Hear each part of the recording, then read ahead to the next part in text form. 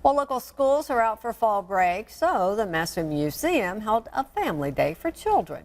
Kenya Russ was there along with a special guest. Kenya?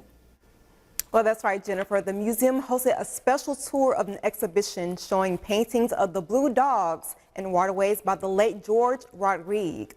This exhibition here at the Masur Museum of Art is called The River is the Road, paintings by George Rodrigue. The exhibition currently at Masur Museum traces 45 years of work by the late George Rodrigue.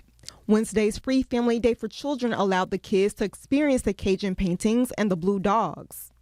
Wendy Rodrigue says the art represents the journey of life.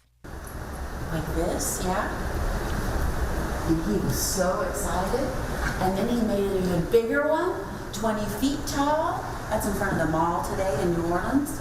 And she wants to share that journey with children here in Monroe.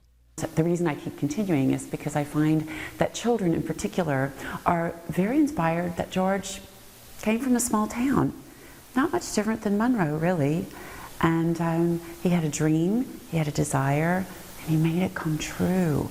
And that ultimately, he's no more special, no more important than anybody else. Rodrigue says when she travels to schools, she takes the original paintings to give children a hands-on experience. And frankly, takes them out of this, the very thing we are all buried in all the time, right?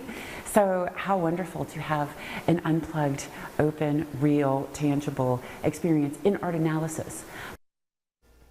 So this exhibition will last through October 19th, and tomorrow evening, Masur will host a special reception featuring Wendy Rodrigue.